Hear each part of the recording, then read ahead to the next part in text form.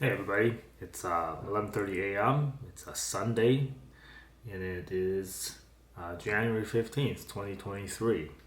I thought I'd spend a few minutes and talk about this lens that I'm recording on right now, the Sony 11mm f1.8. So I've had this lens for, I want to say, a couple months now, and I kind of want to talk a bit about my lens and my experience with it. I'll try and show some pictures, though admittedly, these days most of my photography is of my family, and I don't really like to share lots of photos of family um, publicly. But I'll see what I can share. So I like to break it down into two kind of main categories. The first part will be about the lens itself, this specific lens, and then later on I'll talk about more kind of my experience shooting with this sort of 11mm ultra wide. So in terms of this lens, I guess we'll start with the build quality. I think it's fine. I think it's very consistent with their kind of modern take on APS-C lenses. It's very plastic, and it's not like a crappy type of plastic, but it's also not the most sturdy feeling type of plastic.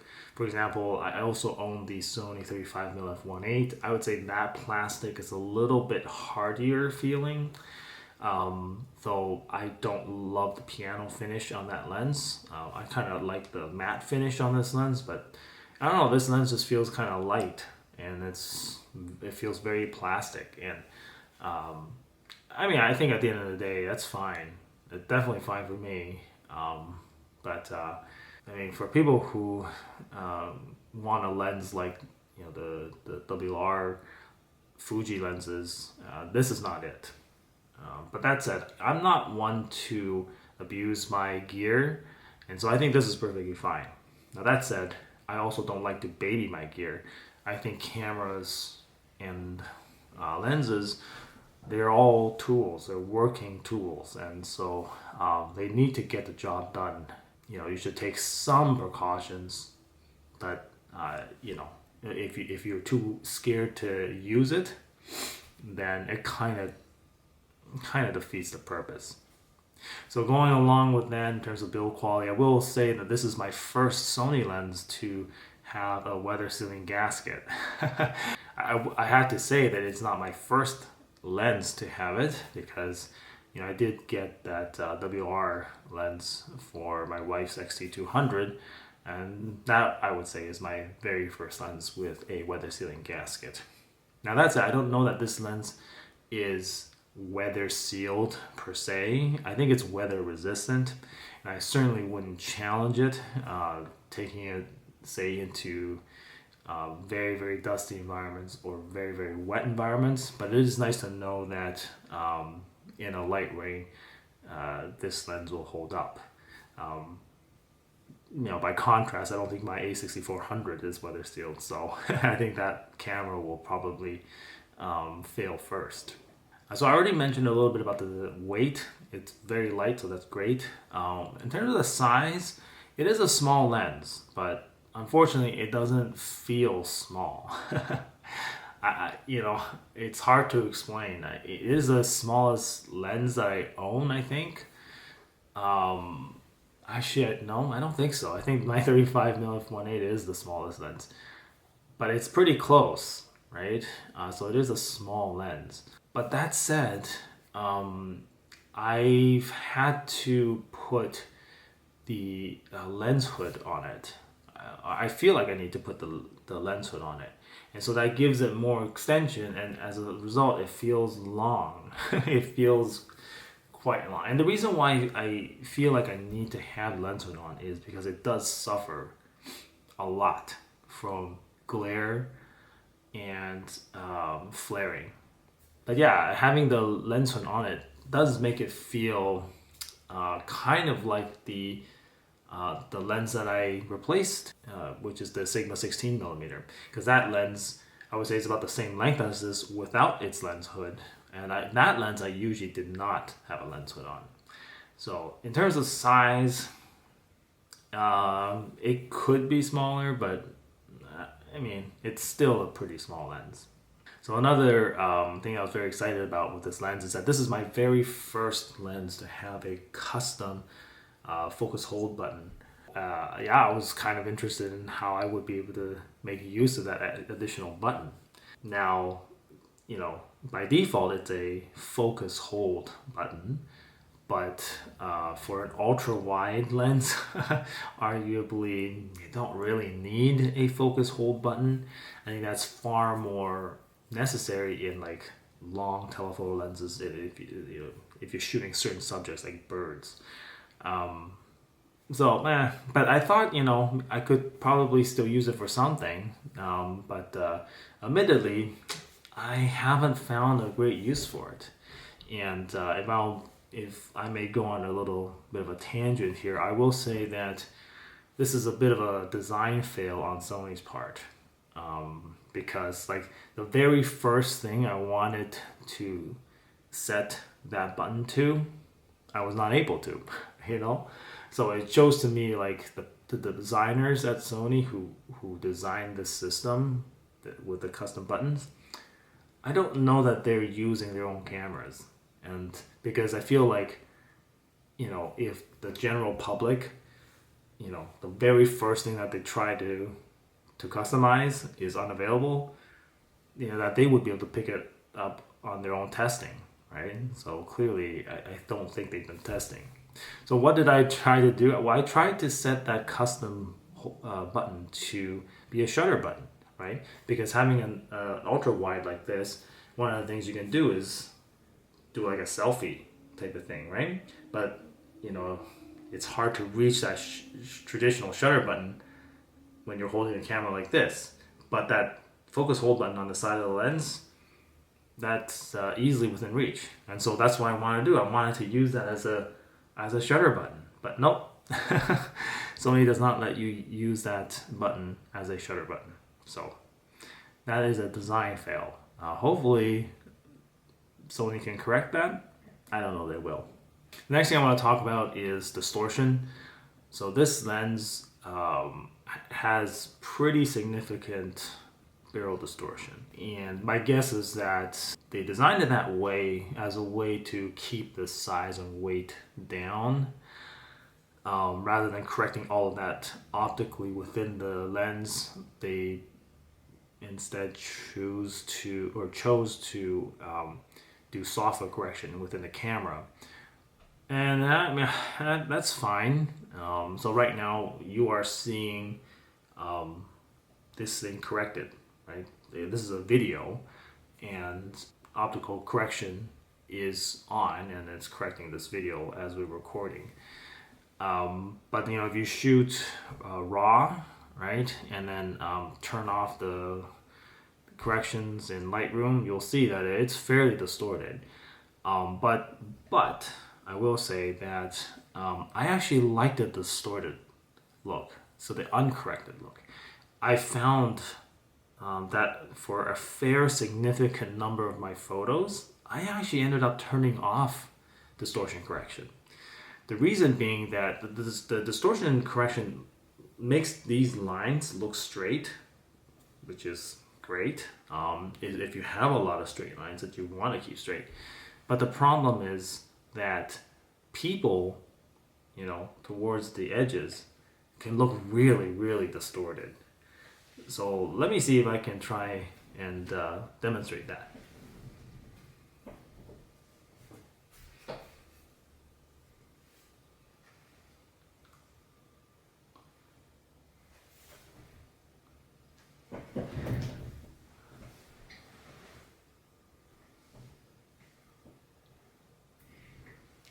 Yeah.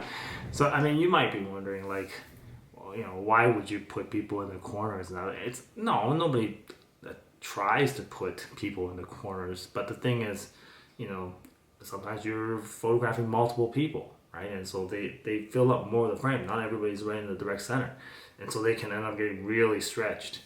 And so I find that in those situations, when you're photographing people, maybe you want to turn distortion correction off. Yeah, you'll get curved lines on the side, but at least the people will look less weird. Finally, the last thing I will mention is that this camera lens does not have optical steady shot, which is a real bummer. And I recognize that for ultra wide lenses, it's a little less important to have steady shot, but that's only true for photos. I think for video, even for a wide angle lens, you still need steady shot. Because I've tried walking and shooting video with this lens, and it is just as nauseating to look at as any other unstabilized lens. Alright, so that's it about this lens in particular. I'd like to talk a little bit more about what's more interesting to me, which is the experience of shooting with an 11mm. So I mentioned this in another video. I've owned multiple 16mm lenses. My Alpha 65 had the 16 to 50 f2.8, right? So 16mm at the wide end.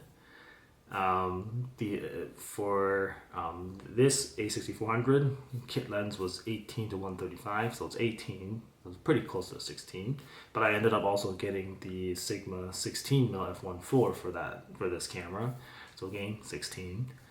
And then the Fuji X-T200 I got my wife. The kit lens was a 15 to 45, so 15 is also very close to 16. So I'm very used to that 16mm focal length. So much so that I'm very, very bored of it. And that was one of the major reasons why I wanted to try something new. Something even wider, an 11, right? Because having had the Insta360 Go and also the iPhone 13 with its ultra wide, I'm like kind of seeing the appeal of ultra wide, right? And so yeah, I kind of wanted to give it a go. Plus, I won't say this is a major reason, but with vlogging, 16mm I still think is too tight, right? Because you basically have to hold the camera at a full arm's length to vlog at 16 mils. That's too tiring. I think it's much better to vlog holding something like this, but then you need a much wider lens. The other thing is, I don't walk around and vlog very much. It's one of those things that I thought I would want to do, but like, you'll discover like you probably won't want to do it. But anyway, but something I do prefer to do is to do these talking head type videos, right? So having a camera on a tripod and talking to it.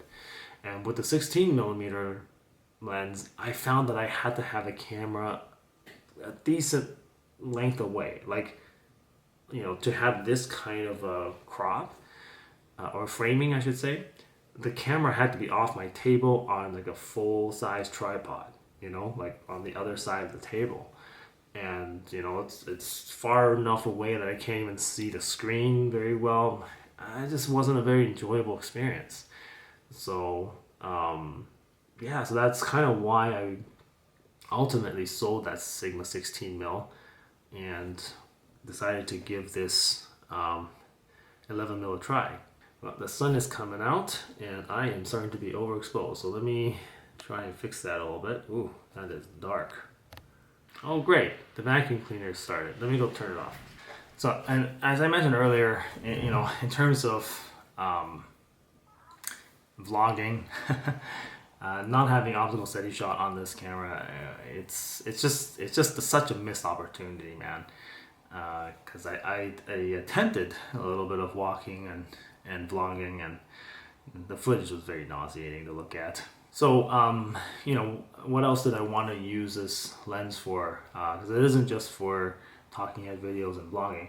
I found that oftentimes I wanted to take pictures of my family, of my wife, and the distances that we are normally at from each other is a little bit too close for the 16mm. That's the thing. You have to think about what kind of subjects you're taking pictures of. And I think for a lot of people, it's their family.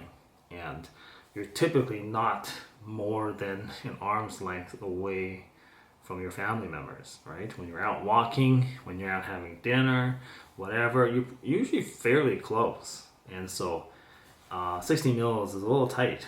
And very often I find like we're sitting across from each other at a dinner, and I want to take a picture of my wife and the food, and it's a common picture to take. I'm not saying it's a very creative picture, artistic picture or anything, but it's something that a lot of people take pictures of, right? And 16 mils is too tight. You kind of have to like lean way back to be able to get that shot. And so with the 11 mil, it's a bit easier to get that shot. It feels a little bit more personal. It feels kind of like you're there, and I think it has a kind of journalistic feel to it, right? It really kind of puts you in that environment. You feel like you're part of that photo. You're in the room. You're interacting with the people. So longer lenses, even though they tend to be nice and flattering for portraits and stuff, they force you far away, and it doesn't feel like you're like in the action. I would say that this is a great lens for just using inside small to medium sized rooms, and you want to capture everything inside a small medium sized room, because the 16 mil is not wide enough for that. This is. Now some people might think that wide angle lenses are good for landscape. I actually don't think so. I haven't used this very much for landscape photography so far, but in my experience, I found that even with 16 mil lenses, and like I said, I've had many 16 mil lenses, I don't find them very good for landscape. And the reason is that it's with these wide angle lenses, you tend to have too much sky and too much foreground, too much grass or whatever in front of you, and too much sky. And the awesome thing that you see in front of you tends to look very minimized in the center of your frame. Some of my favorite landscape shots have been shot with telephotos. Even like my 85 mil f1.8. Now I'm not saying that all your landscape shots should be shot with that kind of telephoto lens.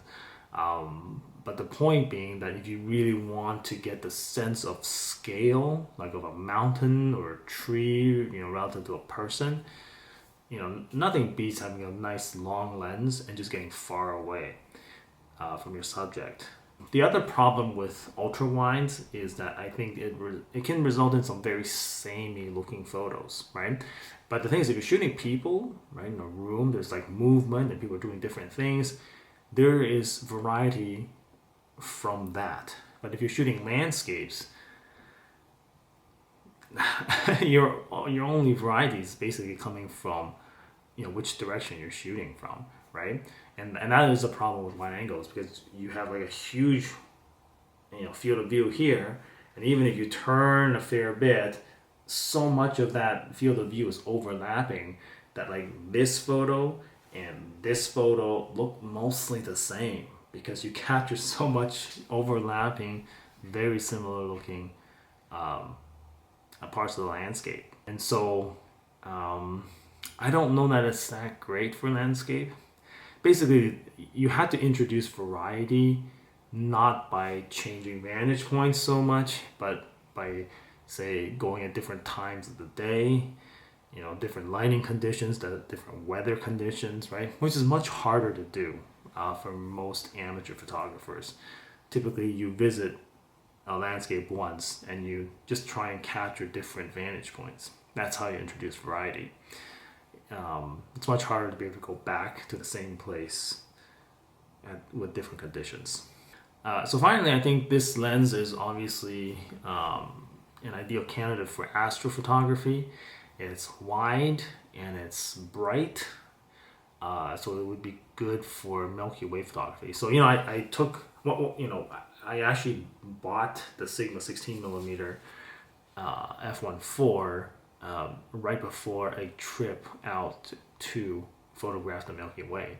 And I will say that 16 mil is a little bit tight for the Milky Way. Because the thing about the Milky Way is you want to capture foreground with it. That's what actually makes Milky Way photographs interesting, not the Milky Way itself. Because there have been too many photos already of the Milky Way. Everybody knows what it looks like. But what adds to the interest and variety is the thing that you juxtapose to it, right? Like the foreground. And so to do that, you need a wide lens to capture the foreground and the big Milky Way above you. And so I found that 16 millimeter 16 millimeters was not quite wide enough. It was okay, but I basically had to turn it portrait orientation, and that was all right. But I definitely wished I had wider, and so now I do. I haven't gone to do any astrophotography yet, but there it is. So that's it. That's all I wanted to say about this Sony 11mm f1.8. Sorry, I'm not showing you how it looks, but this entire video was shot on it, so you be the judge as to how well it works. That's it. See you in the next one.